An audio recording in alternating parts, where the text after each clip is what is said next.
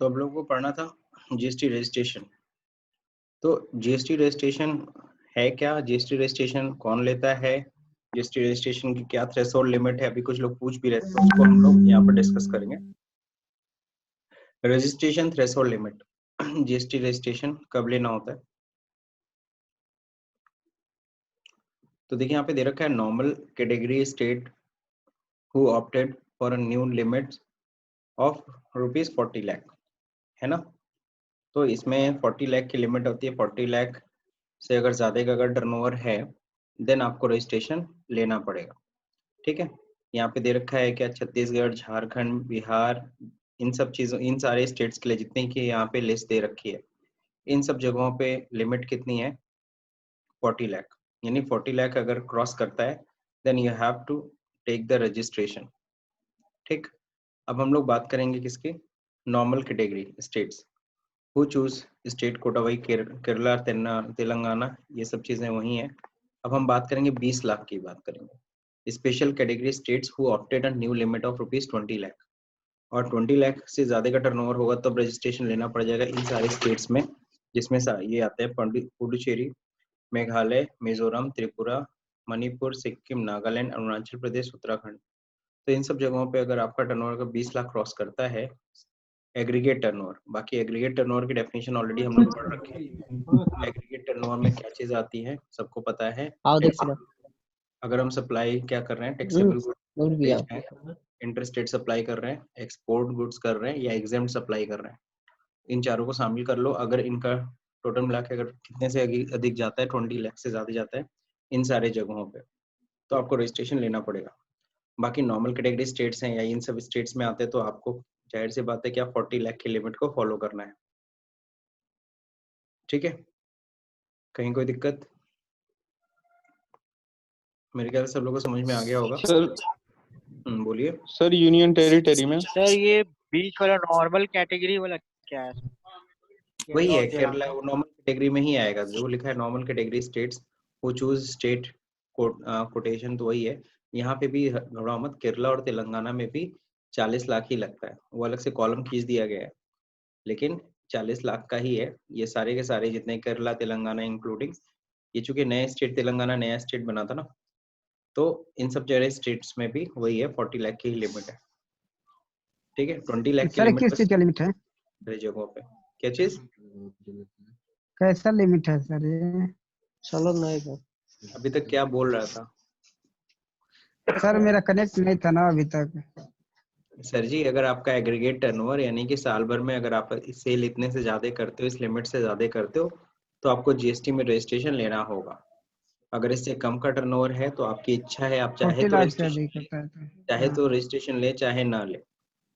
ठीक है, कोई कंपलसरी नहीं है, तो आपकी वॉलेंट्री, मतलब आपकी इच्छा पे हो जाता है। लेकिन 40 लाख क्रॉस करते ही देन आपको जीएसटी में रजिस्ट्रेशन लेना ही पड़ेगा। ठीक है, तो इन सारे स्टेट्स, नॉर्मल स्टेट्स के लिए कितना 40 लाख है, स्पेशल स्टेट्स के लिए कितना है 20 लाख है।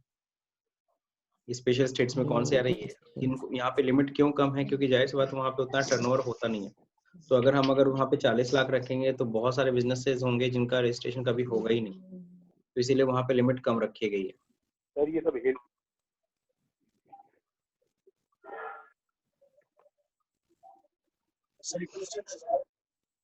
अब देखिए यहाँ पे जीएसटी रेट्स के बारे में डिस्कस करेंगे। जीएसटी रेट्स क्या है, तो जीएसटी रेट्स में हम लोगों ने पढ़ रखा है 5, 12, 18, 28 ऑलरेडी हम लोगों ने पढ़ रखा है। अब 0% भी दिया है, 0.25 और ये 3%, ये दो नए परसेंटेज है जिसपे आप लोग को ध्यान देना है। 0.25 जो है वो किस पे लगता है, रफ डायमंड के ऊपर लगता है। रफ डायमंड, डायमंड सब लोग समझते हो, रफ डायमंड, जब रफ डायमंड होते हैं उसी को तराशते हैं तब जाकर वो डायमंड बनती है किसी ज्वेलरी में सेट करने के लिए। तो जितने रफ डायमंड्स हैं उसके ऊपर 0.25% जीएसटी लगती है। और जो गोल्ड ज्वेलरी है, जैसे तनिष्क हो गए, रिलायंस ज्वेल्स हो गए, या जो भी गोल्ड ज्वेलरीज हैं, गोल्ड या जितने भी ज्वेलरीज आते हैं, इन सब के ऊपर कितना परसेंट जीएसटी लगता है, इन सब के ऊपर 3% जीएसटी लगता है। तो ये चीज क्लियर रखिएगा।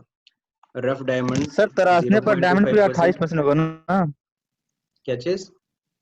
डायमंड पर मतलब तराशने के बाद जो डायमंड बनता है उसमें भी 28% होगा। कहाँ लिखा है बताओ?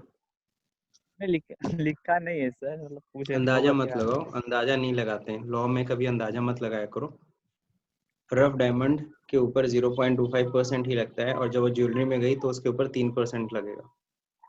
ठीक है, 3%। 3% जितने भी ज्वेलरीज होती है। डायमंड पे सर 28% अगर देने लग जाए ना तो इंसान लौट जाएगा। बहुत ज्यादा ही वैल्यू करोड़ों की होती है ना डायमंड रहती डायमंड्स है, की। 28 लाख रुपए टैक्स में दे देगा। और जाहिर सी बात है 3% गोल्ड पे लगता है, गोल्ड ज्वेलरीज या ये सब जो भी आप ज्वेलरीज खरीदते हो, इन सब के ऊपर 3% जीएसटी है। इस चीज का ध्यान रखना। गोल्ड हो गया, सिल्वर हो गया, प्लेटिनम हो गया, ये सब आते हैं ना ऑर्नामेंट्स, इन सब के ऊपर।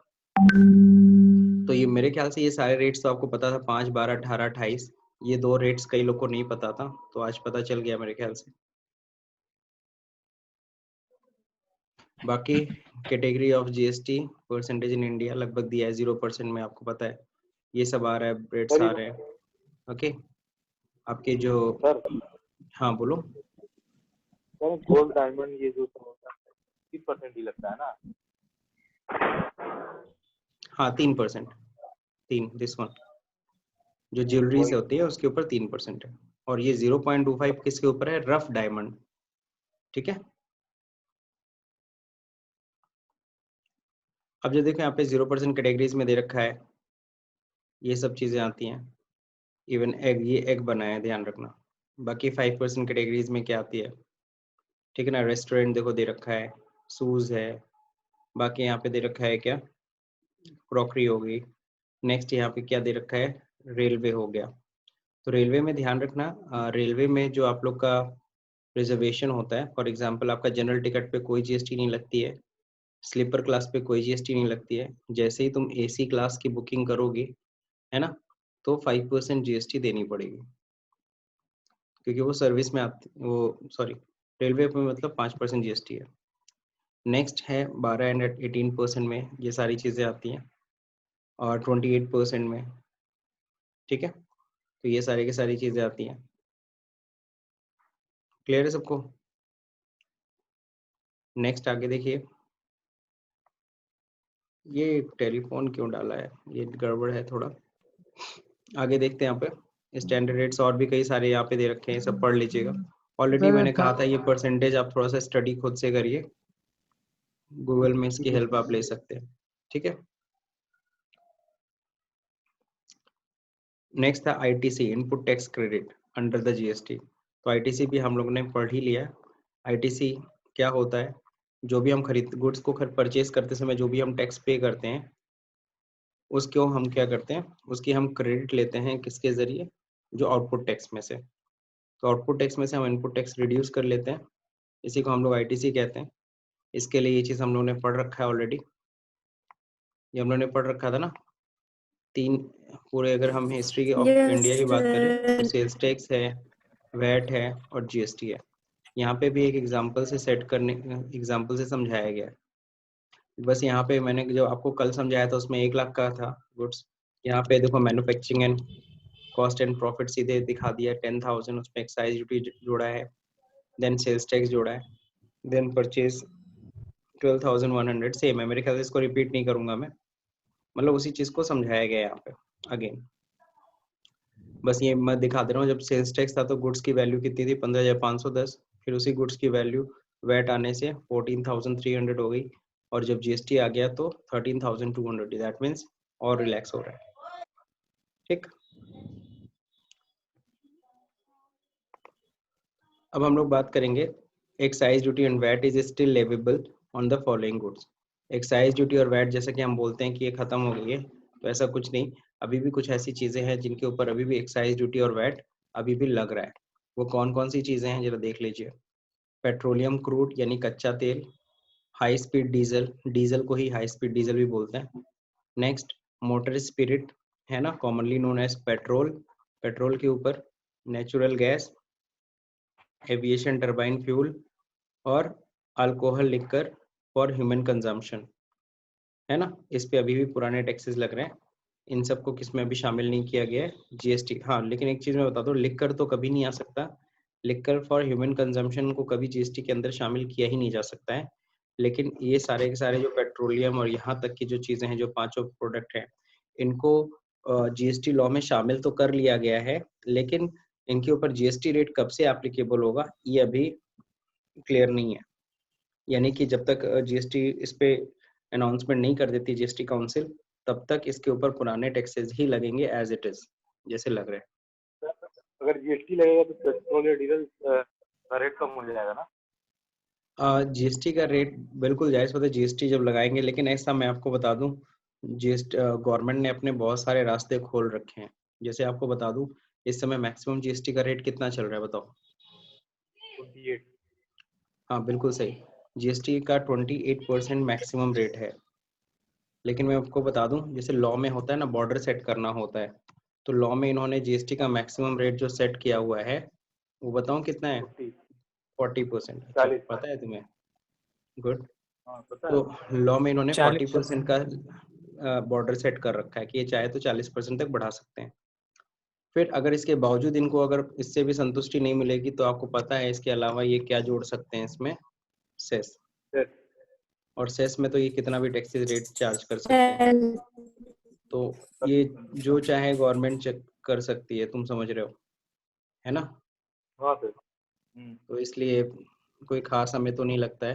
देखो, गवर्नमेंट अपनी रेवेन्यू कभी रिड्यूस नहीं करेगी, और इसके पास सबसे बड़ा आपको पता है जरिया दो ही है।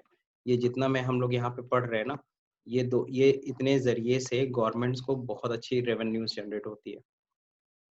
ठीक है, यानी कि अगर हम किसी स्टेट, कई बार स्टेट्स का देखेंगे, किसी स्टेट्स की रेवेन्यू का करीबन 40% या 30% हिस्सा तो यहीं से आता है। ठीक है, तो इसीलिए वो इनके ऊपर ज्यादा जब डिसीजन लेगी तो बहुत सोच समझ के लेगी, क्योंकि सीधा इफेक्ट उनके रेवेन्यू पे अच्छा खासा पड़ेगा। अब देखिए यहाँ पे अब ये तो सबको समझ में आ गया टॉपिक। अब आगे बढ़ते हैं हम लोग। यहाँ पे दिया win win for all stakeholders. आखिर में इसका बेनिफिट क्या है? Industry, government and consumers. तो जाहिर सी बात है, जीएसटी का जो फायदा है ना, लगभग सभी को है, इंडस्ट्री को भी है, गवर्नमेंट को भी है, कंज्यूमर को भी है। अब किसी को ज्यादा या कम हो सकता है, बट बेनिफिट्स सबको है। सबसे पहले हम लोग बात करेंगे बेनिफिट्स ऑफ इंडस्ट्री। ऑलरेडी हम लोगों ने इसको डिस्कस कर लिया था, कुछ लोग का टॉपिक छूटा था, तो चलिए रिवाइज भी हो जा रहा है। सबसे पहले देखो, इंडस्ट्रीज को क्या फायदा हुआ? जितने भी व्यापारी हुए हैं उनके लिए कॉमन मार्केट हो गया पूरा इंडिया। अब ऐसा नहीं है कि अलग अलग स्टेट्स में अलग अलग टैक्सेस हमें फॉलो करने पड़ेंगे, ऐसा कुछ नहीं है। कॉमन मार्केट हो गया, कॉमन टैक्स रेट्स हो गए, पूरे इंडिया में एक ही टैक्स रेट होगा, कॉमन टैक्स प्रोसीजर होगा।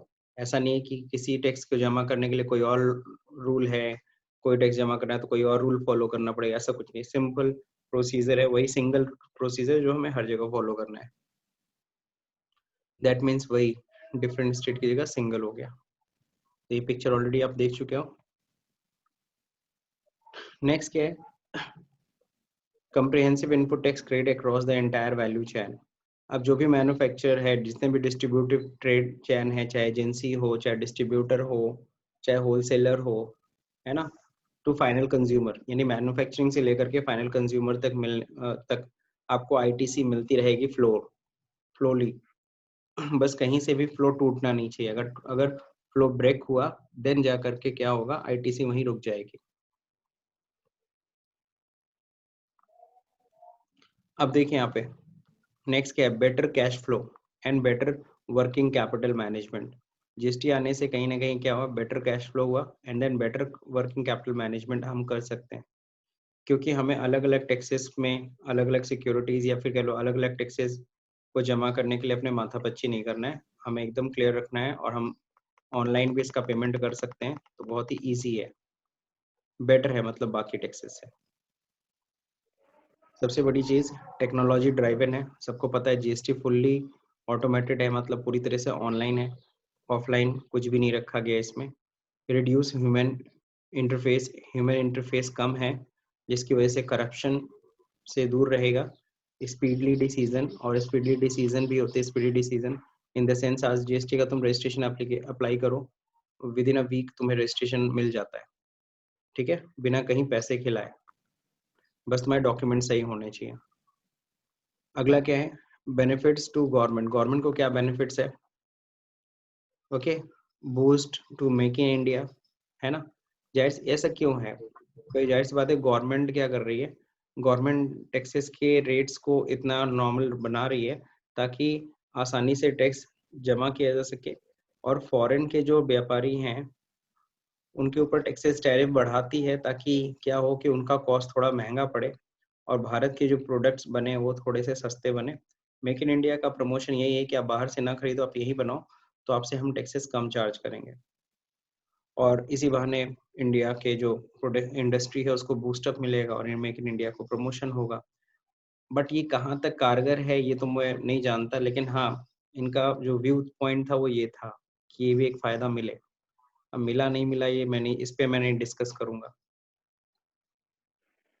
एक्सपोर्ट्स जीरो रेटेड, आपको पता है एक्सपोर्ट के ऊपर कोई टैक्सेस नहीं होता, जीरो रेटेड होता है। बूस्ट एक्सपोर्ट, हर एक गवर्नमेंट, सिर्फ इंडिया की ही नहीं, हर कंट्री की गवर्नमेंट ये चाहती है कि उसका एक्सपोर्ट बूस्ट हो, एक्सपोर्ट बढ़े ताकि इम्प्रूव हो बीओपी, है ना। Next, tax बोयंसी। तो टैक्स बोयंसी का मतलब क्या होता है? जो टैक्स के जो कंप्रिहेंसेस हैं, ठीक है, टैक्स भाई कलेक्शन बढ़े, अब ज्यादा लोग आते हैं जीएसटी के दायरे में, है ना। जीएसटी के दायरे में ज्यादा लोग आएंगे, ऑनलाइन जब करेंगे तो बहुत सारी चीजें होंगी जो हम लोग क्या कर सकते हैं।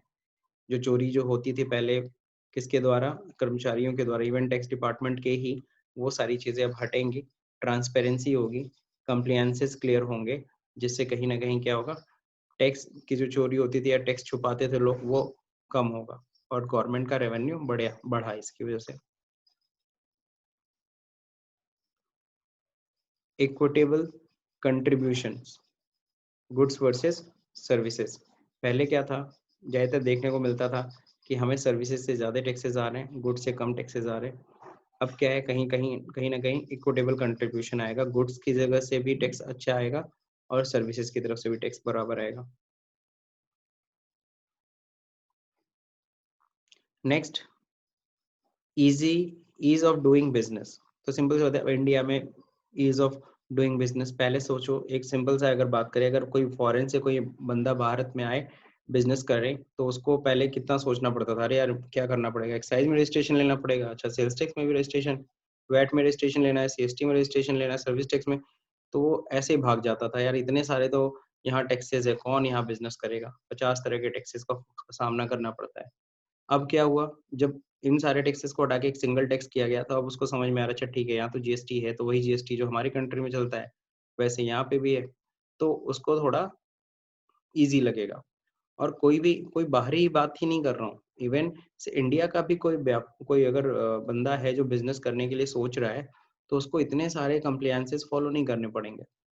अब जीएसटी में वो इजीली तुरंत जीएसटी में रजिस्ट्रेशन लेगा और अपना बिजनेस स्टार्ट कर देगा, चाहे वो मैन्युफैक्चरिंग कर रहा हो, चाहे सर्विस दे रहा हो, चाहे कुछ भी कर रहा हो। अब हम बात करेंगे बेनिफिट्स टू कंज्यूमर्स। कंज्यूमर्स को क्या फायदा हुआ, तो चलिए देखते हैं कंज्यूमर्स को क्या फायदा हुआ। चीपर गुड्स एंड सर्विसेज, आप लोग ऑब्जर्व कर ही रहे होगे, क्या गुड्स सस्ता हुआ, क्या कई लोगों को तो ऐसा भी लग रहा होगा कि कुछ सस्ता नहीं हुआ है। हाँ बिल्कुल, बहुत सारी ऐसी चीजें हैं जो सस्ती नहीं हुई। मैं आपको इसका रीजन भी बता दूं कि इसका रीजन देखो क्या था। ज्यादातर और कई चीज लोगों को ऐसा भी लग रहा है, कोई जो दाम पहले था वो दाम अभी भी है, क्योंकि देखो क्या था कि जो 10 के, मान लो कोई अगर टैक्स का रेट किसी के ऊपर 14% था तो उसके उसके पास में ही उसको सेट कर दिया, उसको 12% में डाल दिया। किसी चीज के ऊपर पहले टैक्स 10% था तो उसको भी 12% में डाल दिया, तो वो महंगा हो जाए। लेकिन 14% वाली चीज को अगर 12% में डाल दिया तो वो सस्ता हो गया। जैसे आपको छोटा सा एग्जांपल, अब जैसे रेस्टोरेंट की बात करूं, पहले रेस्टोरेंट के ऊपर 20% टैक्स हम लोग देते थे, अब 5% दे रहे हैं, तो रेस्टोरेंट का सर्विसेज तो सस्ता हो गया, ठीक है। लेकिन कपड़ा उद्योग, पहले कपड़े उद्योग के ऊपर कोई टैक्सेस नहीं था, कोई वैट उठ नहीं था, लेकिन जैसे ही जीएसटी आई उसको में रख दिया गया उसको 5% में, तो जाहिर सी बात है वहाँ पे क्या हो गया, वहाँ दिक्कत होगी, यानी वहाँ पे चीजें क्या होने लगी, महंगी, अब वो टैक्स के दायरे में आ गए। बाकी कई लोग यही सोच रहे हो ना जीएसटी का इतना विरोध क्यों है, तो यही सब विरोध था, व्यापारी क्यों विरोध कर, गुजरात में देखा था, अ, गुजरात में कौन सी जगह है जहाँ, सूरत, हाँ, वहाँ पे काफी सूरत के व्यापारी काफी विरोध किए थे इसका, ठीक है ना, क्योंकि ज्यादातर सूरत में कपड़ा व्यवसाय ही है। कपड़ा ज्यादा बनता था। बिल्कुल, तो कपड़े को टैक्स के दायरे में ले आए, इसीलिए काफी विरोध हुआ इस पे, ठीक है। और भी बहुत सारी चीजें थी जिस पे टैक्स नहीं लगता था उस पे लगा दिया। किसी चीज के ऊपर पहले लगता था 12% या सपोज करो 15%, उसको 18 में लेते गए, कह रहे हैं कि वो 18 के पास है तो हम 18 में भेज दे रहे हैं उसको, कोई 10 में है तो उसको 12 में भेज दे रहे हैं। तो इस तरीके से चीजें थोड़ी सी हुई। लेकिन फिर भी अगर हम लोग बात करें, मल्टीपल टैक्सेस जब लगते थे तो टैक्स कहीं ना कहीं थोड़ा टैक्स ज्यादा हो ही जाता था, प्राइस बढ़ ही जाती थी। अब एक सिंगल टैक्स होने की वजह से प्लस आईटीसी मिलने से कहीं ना कहीं गुड्स की वैल्यू कम हुई है। ठीक है, अब वो भले वो फायदा हमें मिल रहा है नहीं मिल रहा है वो बात की बात है, वो फायदा व्यापारी कमा रहे हो वो बात की बात। ट्रांसपेरेंसी, ट्रांसपेरेंसी जरा देखते हैं। ट्रांसपेरेंसी मतलब clarity to the consumer with regard to the extent amount of tax to be paid। पहले क्या था, बिल बनाते थे, कुछ भी टैक्सेस चार्ज करते थे कस्टमर को, कंज्यूमर को कुछ समझ नहीं आता था। लेकिन आज के समय में कंज्यूमर अवेयर्ड है कि भाई मेरे को तो बस जीएसटी देनी है, जीएसटी के अलावा कोई टैक्स आप चार्ज मेरे से नहीं कर सकते हो। तो कम से कम ये अवेयरनेस बढ़ी है। Next, boost domestic demand. Domestic demand को बूस्ट कैसे हुआ? क्योंकि जब जाहिर सी बात है जब खर्चे कम होंगे, मतलब सामान जब सस्ते होंगे तो फिर कंज्यूमर के पास पावर होगा और सामान खरीदने की। Increase job opportunities, job opportunities आप समझ सकते हो, जीएसटी अगर आप लर्न कर रहे हो जाहिर सी बात है आप लोग के लिए अपॉर्चुनिटीज अच्छी हैं, क्योंकि जीएसटी अभी भी बहुत सारा ऐसी जगह है जहाँ पे अभी भी कमी है जीएसटी नॉलेजेबल बंदों की। ठीक है, तो ये था बेनिफिट्स। मेरे ख्याल से बेनिफिट्स सबको समझ में आ गए होंगे, आगे ना सब लोग को समझ में। अब मैं तुम लोग को एक छोटा सा अब एक छोटा सा वीडियो दिखा रहा हूँ। ये वीडियो इंडिया टीवी का ही है। ठीक है, एक छोटा सा कार्टून वीडियो है, मेरे को अच्छा लगा, मैंने कहा आप लोग से शेयर करूं।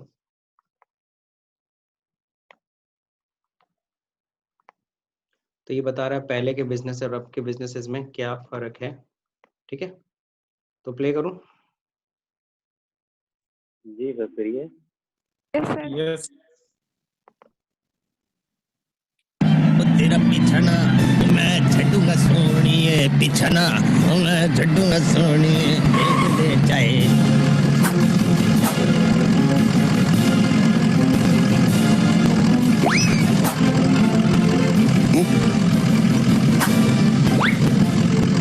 वो देरी हो रही है मैनू।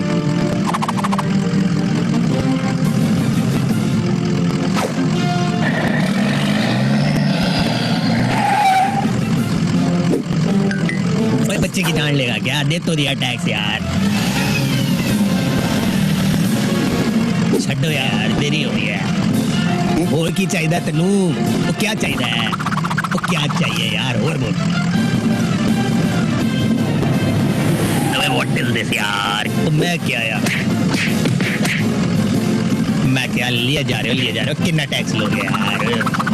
तो देरी हो रही है मैनू।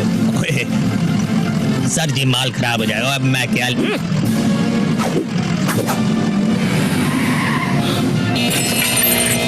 और तेरी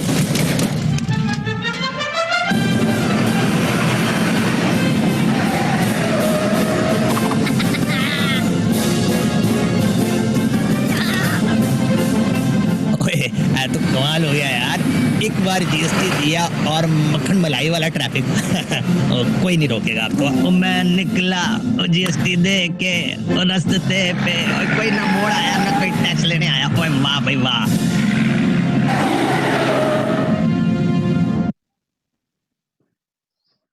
ठीक है, समझ में आ गया? Yes sir. हाँ sir. Yes sir. Yes sir. अब ज्यादा यस सर सुनने को मिल रहा है। चलिए यहाँ देखिए अब कंपोजिट सप्लाई टेस्ट। अब हम लोग पढ़ते हैं कंपोजिट सप्लाई का मतलब क्या होता है। एक अभी तक जैसे सप्लाई के बारे में अभी हम लोग को पढ़ना है, लेकिन कुछ सप्लाईज के बारे में हम लोग को अभी नॉलेज हो जाना सर चाहिए। आज 40 स्लाइड हो गए सर। 40 स्लाइड हो गए? 38 अच्छा पे आ गए सर, बस करिए। अच्छा ठीक है चलो। तो कोई नहीं, 12 भी बज रहा है, ओवर ही कर देता हूँ फिर। तो इसके बाद हम लोग ये ज़्यादा नहीं अब रह गया, ये कंपोजिट सप्लाई पढ़ना है। कंपोजिट सप्लाई क्या होता है, ये सब चीज़ें बहुत ही छोटे छोटे हैं, तो इसको हम लोग कल कवर कर लेंगे। और कल फिर आगे फिर रिटर्न्स के बारे में थोड़ा सा पढ़ेंगे, और रिटर्न्स के बारे में पढ़ने के बाद कुछ हम लोग की क्वेरीज चलेंगे। ठीक है, क्वेरी होने के बाद देन हम लोग स्टार्ट करेंगे सप्लाई की डेफिनेशन। समझ गए? तो इसे हमें कल पढ़ना है। तो मेरे ख्याल से जो मैंने कल कहा था कि कुछ वीडियो देखेंगे हम लोग, देखा सबने, अच्छा भी लगा होगा, चीजें समझ में भी आई होंगी थोड़ा पिक्चराइज वे में। Yes sir. Yes, sir.